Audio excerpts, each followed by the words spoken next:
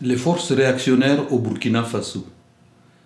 Les forces réactionnaires au Burkina Faso sont aujourd'hui vent debout contre le pouvoir burkinabé qui a pris des mesures allant dans le sens d'un bien-être du peuple.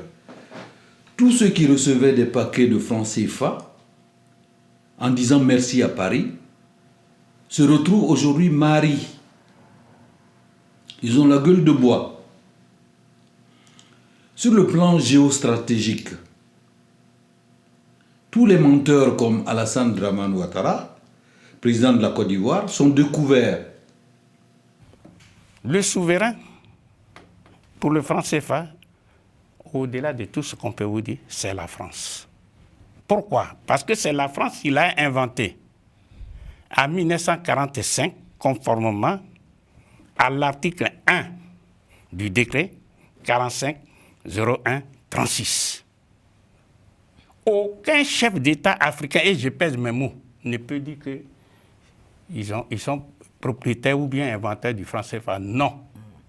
Il a été inventé le franc CFA par le général de Gaulle, conformément à cet article, et ceci en urgence. Pourquoi?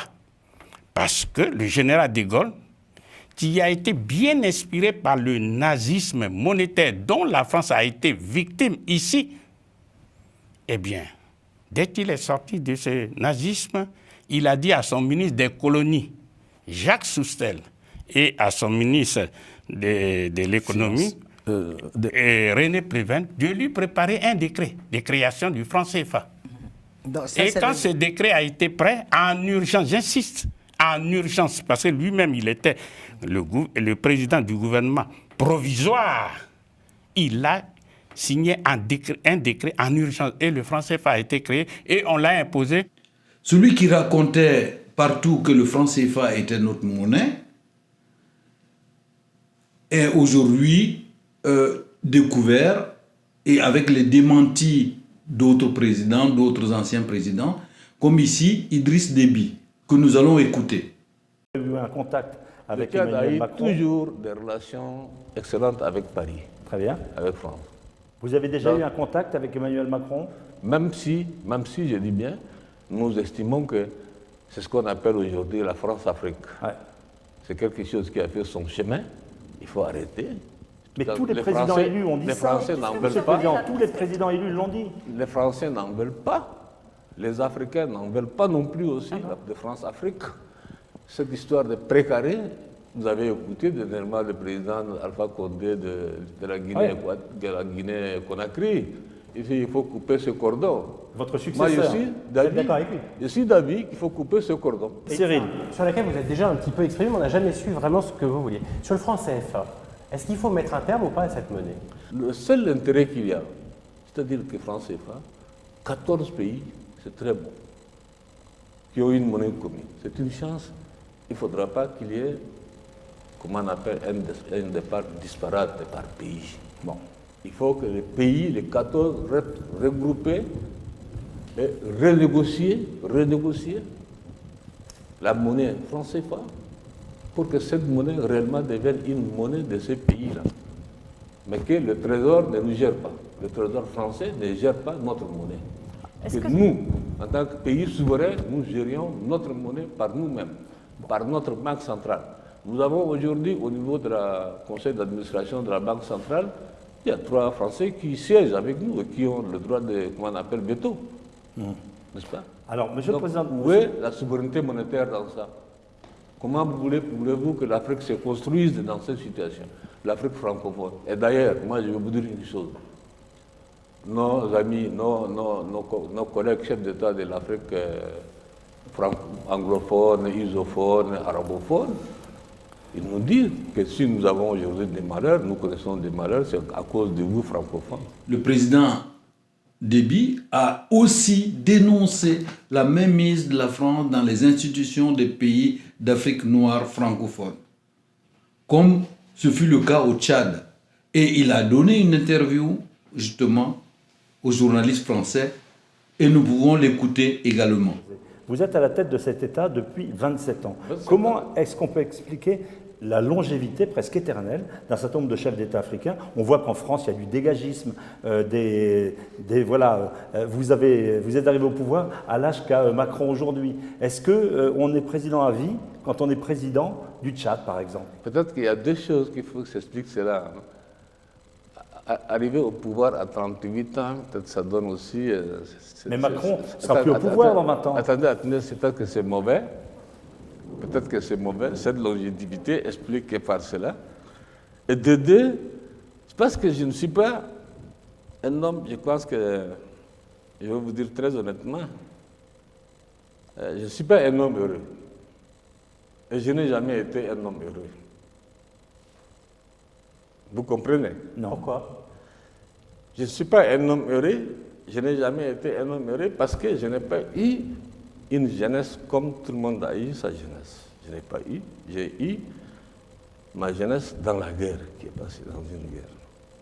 Et au sortir de la guerre, j'ai eu cette responsabilité. J'aurais souhaité moi-même, en 2002, m'arrêter, comme j'avais promis en son temps, au second mandat. Oui. C'est-à-dire, en 2006, je devrais céder, en fait, disons, Il y a 10 ans. au suivant. La guerre a éclaté.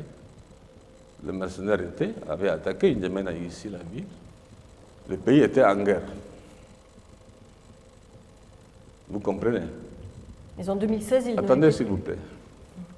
Et comme j'ai dit dans la politique africaine, la France intervient souvent, et je le dis haut et fort, la France a intervenu, je dis bien, je n'ai pas demandé, je dis je ne le fais pas, de changer la Constitution.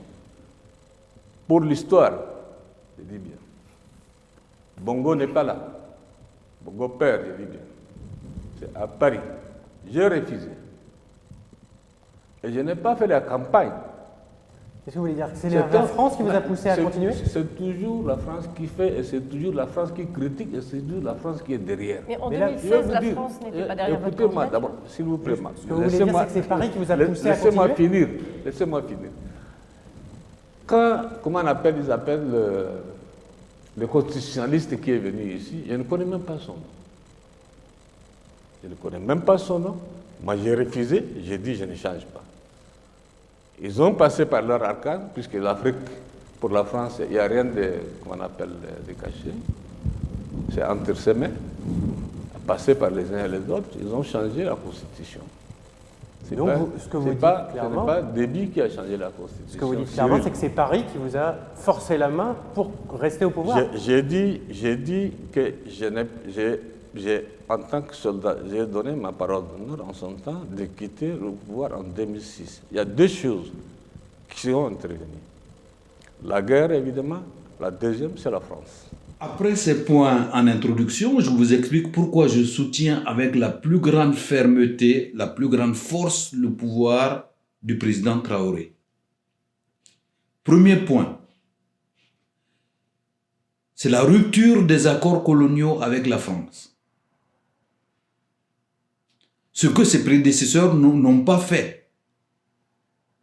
Et surtout pas d'Amiba, encore moins Kaboré. Deuxième point, la mise en place d'une politique indépendante de développement, comme ce fut le cas du Japon, de la Corée du Sud, de Taïwan, de Singapour et bien d'autres. Et qui ont porté des fruits, parce qu'aujourd'hui, où se trouvent Taïwan et la Corée du Sud, effectivement, nous en sommes loin, nous. Troisième point, l'exploitation et la transformation de nos matières premières qui nécessitent la création d'usines de transformation dans nos pays. Quatrième point, le quatrième point porte sur la politique énergétique vigoureuse que le gouvernement burkinabé a initiée avec la commande d'une centrale nucléaire pour l'énergie, avec des créations de barrages et d'autres projets qui vont voir le jour d'ici peu. Cinquième point, une politique d'aide à l'agriculture par la mécanisation et la création de barrages, comme je l'ai dit tout à l'heure, avec pour objectif que chaque Burkinabé puisse manger à sa faim. Sixième point, et non des moindres, la réorganisation de nos administrations pour une meilleure efficacité. Construction d'écoles, de lycées, d'universités, d'hôpitaux, de routes, parce que vous avez entendu tout dernièrement que le projet du gouvernement était de réaliser 5000 km de routes chaque année au moins. Hein? Alors, en moins de 3 années de présence au pouvoir, de nombreux domaines restés en suspens lors des gouvernements précédents sont amorcés. Toutes ces raisons, je les ai évoquées dans mes vidéos précédentes.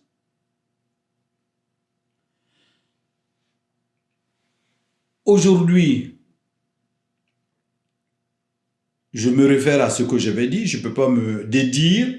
Quand je vois un gouvernement qui travaille, qui va dans le sens que j'ai toujours souhaité, je ne peux pas me retourner et faire comme certains traîtres, dire que non, ça ne va pas assez loin, ce n'est pas encore bon. Parce que depuis 2018, ceux qui avaient suivi mon blog True News About Africa, où je reprenais et j'insistais sur les vérités par rapport aux informations et aussi sur les fake news concernant l'Afrique. Je demandais déjà à ce que l'Afrique puisse être indépendante, puisse utiliser ses matières premières à bon escient afin d'élever le niveau de vie de ses populations et développer son agriculture, parce que nous avons des terres riches, extrêmement riches, enviées par le monde entier, par les grandes puissances. Et nous avons des terres rares. Vous suivez bien comment ça se passe pour l'Ukraine avec les terres rares en ce moment, enviées, ou même le Congo, RDC. Donc, effectivement, l'Afrique doit se développer en se basant sur ses propres forces et sur ses propres ressources, et en se basant sur ses enfants. Aujourd'hui, les forces réactionnaires regroupent leurs forces et sont énormes afin de faire chuter le pouvoir actuel. Mais ce qui est sûr, les forces réactionnaires vont devoir prendre en compte la volonté du peuple qui soutient mordicus le capitaine Ibrahim Traoré. Parce que depuis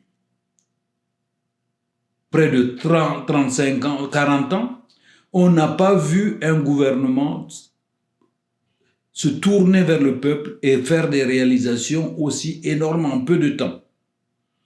Donc, l'impérialisme français cherche une seule chose, c'est créer une guerre civile dans nos pays. Parce qu'ils arment, soi-disant des djihadistes, mais ce sont des voyous qui sont entraînés au nord du Bénin pour pouvoir venir assassiner des villages et pour que Human Rights Watch et d'autres organisations non gouvernementales fassent les gros titres sur le plan international. Quand on sait que Human Rights Watch est à la base de la destruction de la Libye, aujourd'hui il n'y a plus une Libye, il y a plusieurs Libyes. Sous prétexte que Kadhafi était un dictateur, la France et les États-Unis sont allés détruire un État qui fonctionnait bien et dont les habitants étaient choyés par le gouvernement de Kadhafi. Les hommes et les femmes, lors d'un mariage, recevaient une maison, recevaient une somme conséquente sur leur compte en banque et avaient des soins gratuits, ce qui ne se fait plus aujourd'hui. Parce que les richesses de la Libye étaient utilisées pour les Libyens et pas pour autre chose. Donc l'impérialisme international a détruit cet État et maintenant l'État libyen est cassé en 3 parties. Ça, c'est un exemple patent. Autre exemple sur le plan international, c'est la Syrie. Daesh, hier, était considéré comme une organisation terroriste. Et aujourd'hui, Daesh arrive au pouvoir. On dit, ah oui, c'est les rebelles anti-Bachar el-Assad. Donc, et tout le monde court. Les Occidentaux étaient les premiers à reconnaître le gouvernement. Et vous voyez, effectivement, on ne peut pas faire confiance à ces pays occidentaux pour nous développer. Nous avons besoin de nous centrer sur nos besoins, de nous appuyer sur nos populations pour un développement sain, véritable. Je reviens sur la raison qui m'a amené à faire cette vidéo. C'est la trahison manifeste de nos anciens dirigeants. Ne parlons pas de Blaise Compaoré, le plus grand traître que l'Afrique noire ait connu, avec Mobutu et autres. Et après lui, nous avons vu la couardise d'un Kaboré qui a tourné le dos au peuple. Alors, avec tout le crédit qu'il avait lors de son élection, au lieu de se tourner et de s'appuyer sur le peuple burkinabé pour sortir de la misère, il n'a fait que continuer la politique d'un Blaise Compaoré vomi. Et pire encore, c'est celui qui allait signer sur injonction de Macron les patrouilles communes entre l'armée burkinabé et le groupe Sabre français au Burkina Faso. C'était la porte ouverte au terrorisme, puisque le groupe Sabre savait maintenant dans quels sont les endroits où il fallait entreposer des armes pour les djihadistes. Après Kaboré, ce fut le tour de M. Dabimba. Je vais faire une vidéo pour lui demander de partir, de foutre le camp, parce qu'il ne réalisait pas les souhaits du peuple burkinabé. Et effectivement, Damiba, qui était en mission commandée par Paris, avait demandé de vider toute une région du Burkina Faso pour, soi-disant, lutter contre le djihadisme. Que parce qu'il y avait des djihadistes dans cette région et on tuait des populations innocentes, effectivement, pour lui, il fallait vider même. En fait, c'était pour donner un territoire aux djihadistes. Je l'avais dénoncé en ce temps-là, parce que c'était vraiment un traître, et la suite m'a donné raison. On voit les résultats aujourd'hui. En peu de temps, en moins de 3 ans, le gouvernement, le pouvoir du capitaine Ibrahim Traoré a réussi à endiguer l'avancée djihadiste, à les cerner et lutte efficacement pour une libération du peuple burkinabé, une libération de la nation. Comme ça, demain, on peut aller d'un village à l'autre sans aucun problème. Et pour toutes ces raisons, comme pour d'autres encore, je soutiens fermement le régime et je souhaite de toutes mes forces que cela ne s'arrête pas. Après l'épisode Thomas Sankara, il ne doit plus y avoir un tel scénario pour l'Afrique noire et la jeunesse combattante du monde entier face à l'impérialisme triomphant. Et je vous remercie.